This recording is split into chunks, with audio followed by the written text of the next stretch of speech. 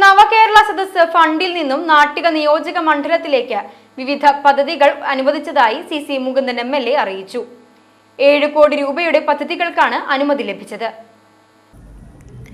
തളിക്കുളം സ്നേഹതീരം beach park നവീകരണത്തിന് 60 ലക്ഷം അനുവദിച്ചു. താന്നി പഞ്ചായത്തിലെ Sarayu park നവീകരണവും road നിർമ്മാണത്തിനും 60 ലക്ഷം രൂപ. എടമുട്ടം നോർത്ത് കോതകുളം വെസ്റ്റ് റോഡിന് 50 ലക്ഷം. നാട്ടിക ഗ്രാമപഞ്ചായത്ത് വാർഡ് 4-ലെ പൊതുകളിയുടെ നവീകരണത്തിന് 50 ലക്ഷം. പാർളം ഗ്രാമപഞ്ചായത്ത് കോടന്നൂർ ഗ്രൗണ്ട് നവീകരണത്തിന് 50 ലക്ഷം രൂപ. ചേർപ്പ് കമ്മ്യൂണിറ്റി ഹെൽത്ത് സെന്റർ കെട്ടിട നിർമ്മാണത്തിന് 1 കോടി രൂപ. അന്തിക്കാട് ഗ്രാമപഞ്ചായത്തിലെ പൊതുകളിയിടത്തിൽ ടർഫ് നവീകരണത്തിന് 50 ലക്ഷം രൂപ. അന്തിക്കാട് ഗ്രാമപഞ്ചായത്ത് കല്ലിടവഴി റോഡ് പുനരുദ്ധാരണത്തിന് 50 ലക്ഷം. പൂത്തറയ്ക്കൽ പാടം സൗന്ദര്യവൽക്കരണത്തിന്, നടപ്പാത നിർമ്മാണത്തിനും ലൈറ്റുകൾ സ്ഥാപിക്കലിനും ഇരിപ്പിടങ്ങളുടെ നിർമ്മാണത്തിനുമായി 50 ലക്ഷം രൂപ. അന്തിക്കാട് കമ്മ്യൂണിറ്റി ഹെൽത്ത് സെന്റർ കെട്ടിട നിർമ്മാണത്തിന് 1 കോടി രൂപ. അവിടിശ്ശേരി ഗ്രാമപഞ്ചായത്ത് നാരായണമംഗലം കുളത്തിന് 50 ലക്ഷം രൂപ.